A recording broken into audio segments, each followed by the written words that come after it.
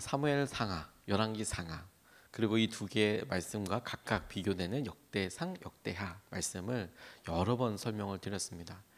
중요한 기준이 사무엘 상하와 열왕기 상은 이스라엘 민족의 두 나라 북이스라엘과 남유다가 멸망하기 전에 쓰여져 왔던 말씀입니다.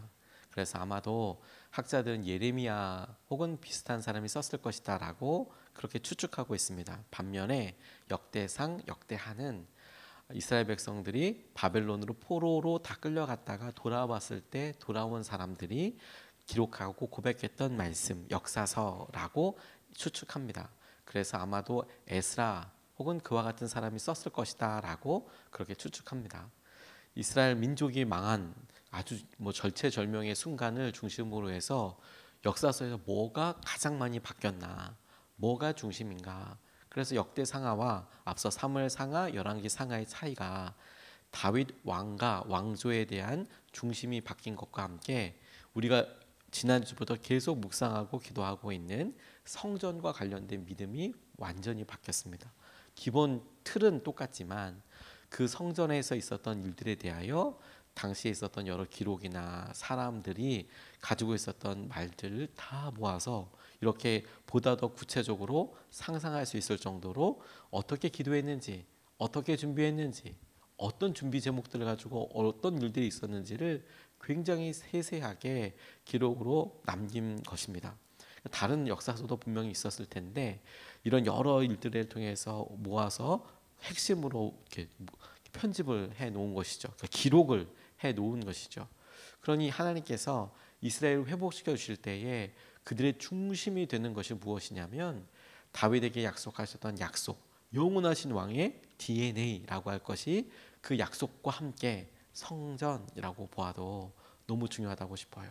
오늘 우리가 여러분 하나님께서 우리에게 말씀하시는 믿음과 우리의 삶의 중심을 찾고 붙잡을 때에도 동일하게 적용된다고 싶습니다. 하나님 우리에게 말씀하신 약속과 함께 하나님 우리에게 허락하신 성전이 우리에게 중요한 약속의 핵심이 되는 것이죠. 이스라엘뿐만 아니라 전 인류의 역사에 있어서 제가 고백하고 제가 너무 놀라운 하나님의 은혜 중에서도 참 놀라운 은혜다라고 싶은 것은 하나님께서 우리에게 성막 혹은 성전을 주신 일이라고 싶어요. 무슨 말이냐면 그 전에는 아브라함이 하나님 앞에 예배를 제사를 드리긴 했으나 그 방법과 시기 정확하게 나타나 있지 않았습니다. 그래서 예배를 드렸을 때 하나님께서 응답하여 주셨다라는 장면들이 나와 있지만 그렇게 친밀한 관계를 갖고 있었던 사람 외에 다른 사람들은 어떻게 하나님 앞에 나아갈 수 있는 방법이 없었어요. 그런데 성막과 특별히 레위기 말씀을 통해서 너희들 예배할 때는 이런 예배가 있고 5가지 예배 방법도 이렇게 드리는 방법이 있고 또 그때마다 이렇게 예배 드려라라고 하는 방법을 통해서 누구든지 그 때나 그 필요나 그 마음의 중심을 통해서 하나님 앞에 스스로 예물을 갖고 와서 예배 드릴 수 있는 통로를 하나님이 허락하셨다는 것이 정말 놀라운 은혜인 거거든요. 그런데 성막도 똑같은 맥락에 내려오는데 거기에 플러스 더 중요한 핵심적인 요소가 있는데 성막은 돌아다녔잖아요. 이스라엘 백성들과 함께. 그런데 성전은 똑같이 하나님께서 이스라엘 백성들에게 회개하고 돌아올 수 있는 그 약속과 장소를 주셨다는 것 외에 플러스 1 장소가 결정되어 있기 때문에 언제든지 그 약속을 믿고 오는 모든 사람에게 그 약속과 레위기에 말씀하신 예배 방법을 들고 하나님이 하신 약속을 들고 오는 모든 사람들에게 주시는 기회가 되었다는 거예요. 이게 오늘 본문 말씀에서 솔로몬이 기도를 굉장히 길게 하는데 그 중에서 중요한 여러 내용들이 많이 있지만 오늘 우리가 살펴보고 싶은 두 말씀이 이 성전을 주신 것과 관련된 핵심을 우리가 붙잡고 기도하고 싶습니다. 첫 번째로 우리가 주목하고 싶은 것은 용서와 관련된 거예요. 솔로몬이 기도하고 있는 내용 중에 용서하여 주십시오 주님, 용서하여 주십시오 이렇게 기도하고 있는데 26절 그리고 27절 상반절까지 보면 이렇게 기도하고 있습니다. 그 기도의 내용을 보면 또 그들이 주님께 죄를 지어서 그 벌로 주님께서 하늘을 닫고 비를 내주시지 않을 때라도 그들이 이곳을 바라보며 기도하고 주님의 이름을 인정하고 그 죄에서 돌이키거든 주님께서는 하늘에서 들으시고 주님의 종들과 주님의 백성 이스라엘의 죄를 용서하여 주시고 라고 이야기하고 있어요. 쭉 이어지는 말 중에서도 유독 주목하고 같이 붙잡고 싶은 것은 용서하여 달라고 이야기하고 있는 하나님 앞에 기도하고 있는 내용과 하나님께서 이어서 응답하실 내용들을 핵심을 놓고 보면 이 성전의 핵심은 성막에서 있었던 것처럼 하나님께 죄를 가지고 나아가는 우리의 연약함을 가지고 나아가는 은혜의 장소일 뿐만 아니라 하나님께서 우리에게 허락하여 주신 약속이 이루어지는 곳 우리의 죄가 용서되는 곳을 하나님께서 우리에게 보여주신 것뿐만 아니라 솔로몬이 그렇게 기도하고 있는 거예요. 솔로몬은 자신의 기도를 들어주실 것을 간구하면서 백성들의 기도에 대해서도 백성들이 이렇게 해주십시오라고 기도하고 있습니다. 그런데 백성들이 주님께 죄를 지어서 비가 오지 않고 그러니까 어려운 일이 당하고 자기들 스스로도 해결할 수 없는 일이 있고 그런 어려움을 겪게 될 때 성전에서 기도하고 돌이키거든 하늘에서 들으시고 용서하여 달라고 그렇게 간구하고 있습니다. 성전을 짓고 완공한 날에 솔로몬이 백성들을 위해서 다 함께 기도하는 날에 백성들이 다 듣도록 하나님 이들이 주님을 찾거든 용서하여 주십시오라고 기도하는 거예요. 성전은 우리의 죄가 용서되는 곳입니다. 이게 너무너무 중요한 하나님의 약속이에요. 성막을 주신 목적 자체가 우리가 주님께로 나아가기 위한 통로라고 말씀드렸잖아요. 허락하여 주신 거잖아요. 그 전에는 하나님 앞에 예배드리는 것은 있었지만 하나님께서 당신께서 이런 방법과 이렇게 해라라고 이야기하시는 것을 통해 누구든 그러니까 아브라함처럼 하나님께서 친밀하게 인도해 주시고 말씀해 주시고 하는 사람 말고 그런 사람들은 당연히 주 앞에 기도하면서 예배하면서 하나님의 은혜를 느꼈겠지만 연약하고 힘들고 특별히 죄를 지어서 하나님 앞에 민감하게 반응하지 못하는 사람조차도 마음이 여러분 내가 죄를 지었구나 이렇게 깨달아져야 하나님 앞에 나아갈 마음과 그런 결단이 서지 않겠습니까? 근데 죄 짓는 사람의 특징이 뭐예요? 그런 마음이 안 들어요. 근데 그럼에도 불구하고 자기가 자기 행동들을 이렇게 점검해보고 아 내가 죄를 지었어 이런 일들 때문에 내가 마음에 가책이 돼 율법이 있으니까 아는 거겠죠. 하나님의 말씀을 보니까 자기 행동이 이렇게 거울처럼 보여지게 되겠죠. 그럴 때 마음은 연약하고 여전히 힘들더라도 하나님의 말씀과 약속과 명령에 의지하여 나올 때 아, 우리의 죄가 용서되는 거구나, 용서되었구나라는 것을 믿을 수 있도록 하나님이 허락하여 주신 은혜가 성막과 율법이라는 거예요.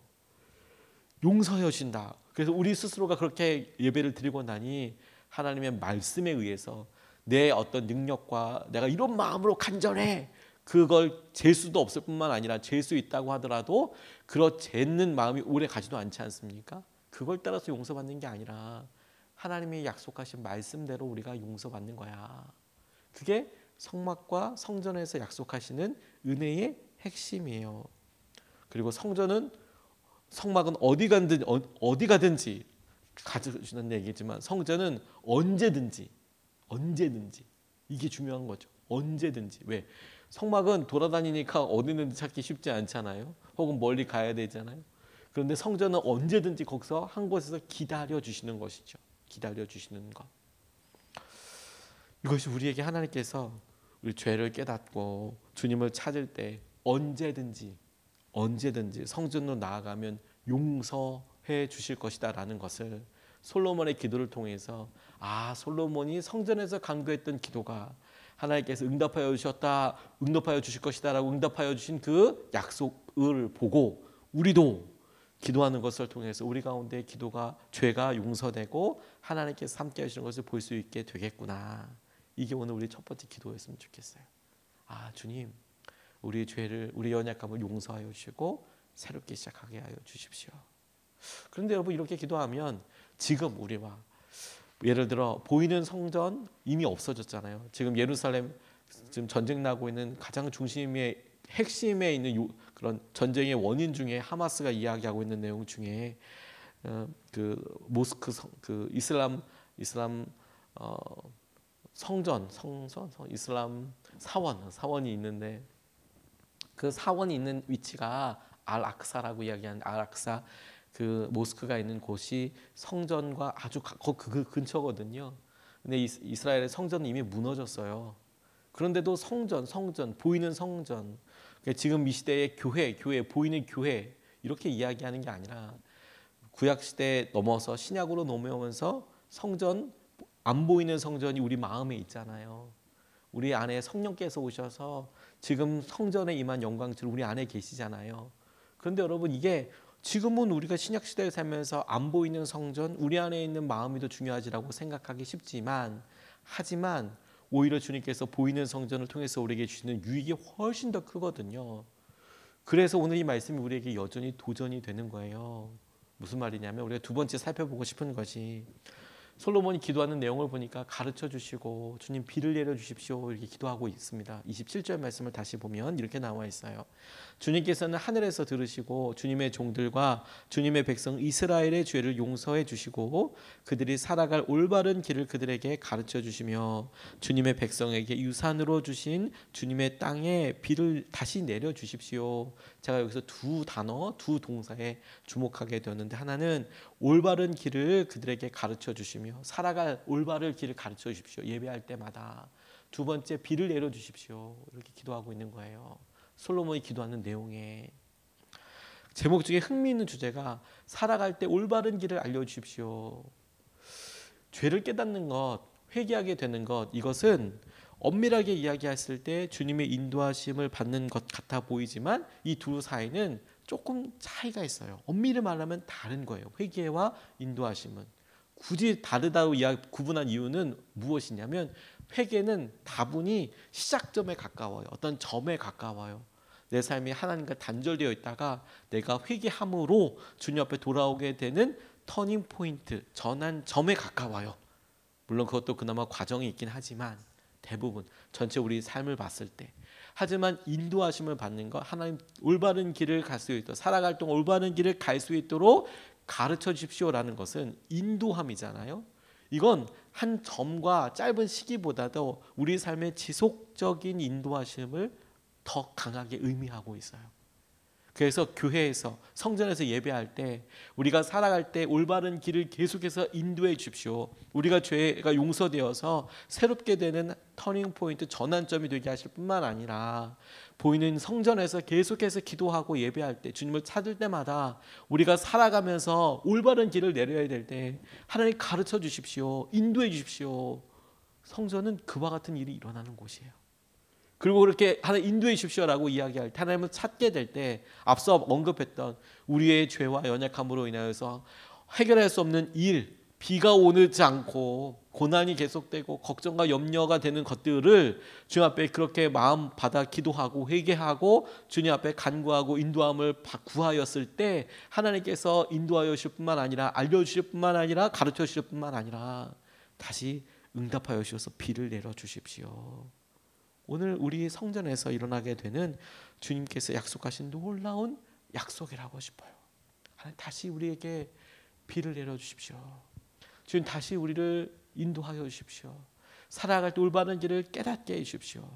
그런 여러분, 우리가 한 점으로서 회개라고 이야기한다면 전환점을 주십시오. 새로운 기회를 주십시오라고 기도하고 그런 갈망이 우리에게 있지만 그러나 날마다 우리에게 기도하고 날마다 주님 앞에 나와서 주님을 찾고 주님 앞에 예배해야 될 이유가 무엇이냐면 오늘도 우리에게는 은혜가 필요하고 오늘도 우리는 살아갈 때 가야 될 길을 깨닫기를 원하잖아요. 바른 길과 바른 걸음을 내딛기 원하잖아요. 오늘도 우리 히브리서 말씀이 이야기했던 것처럼 우리가 은혜의 보좌 앞에 나아가야만 살 수 있잖아요. 성전이 그와 같은 일을 이루는 귀한 장소라는 거예요. 돌이킨 곳에 만족하지 않고 주님께 지속적인 인도하심을 구하는 곳, 이게 이 성전에서 솔로몬이 우리에게 주목하게 하는 것입니다. 성막은 그 자체로 성막이 돌아다니니까 그 보이는 성막이 돌아다니는 거 보고 같이 따라다녀야 되잖아요. 일단 따라다녀야 거기서 예배를 하고 그렇게 되겠죠. 근데 이제 정착해서 한 곳에 살기 시작했어요. 그 성막도 더 이상 이제 움직일 이유가 그렇게 없어요. 그래서 처음에는 실로에도 있다가 기브온에도 있다가 많이 돌아다니지 않았습니다. 전쟁이 있어서 실로가 무너지면 기브온으로 가고 뭐 이런 수준인데, 성전이라는 곳을 딱 두면서 언제든지 이제 우리가 예배할 수 있구나라는 것뿐만 아니라 이것이 우리 개인, 우리 가정, 우리 삶으로 더 깊이 약속이 들어오게 됐다는 거예요. 이제는 주님, 우리 삶의 어려움, 가만 보니 우리가 우리의 몸이 이사하듯이 이곳에서 저곳으로 이곳을 이렇게 돌아다니는 것뿐만 아니라 우리의 삶의 여정을 보니 우리의 유년기와 우리의 아이들 자라면서나 우리의 결혼, 우리의 이후 뭐 우리의 나이 노년기까지 주님께서 그때그때마다 마치 성막이 이동하듯이 우리의 삶을 인도하여 주시듯 하나님 이 성전에서 지속적으로 우리의 삶을 이끌어주시고 인도하여 주십시오. 이게 중심이에요. 물론 여러분, 우리는 이런 솔로몬의 성전을 통해서 계속 구하면서 다시 한번 말씀을 드리고 같이 기도하고 싶은 것은, 보이는 성전이 완전하다라고 이야기하는 것은 아닙니다.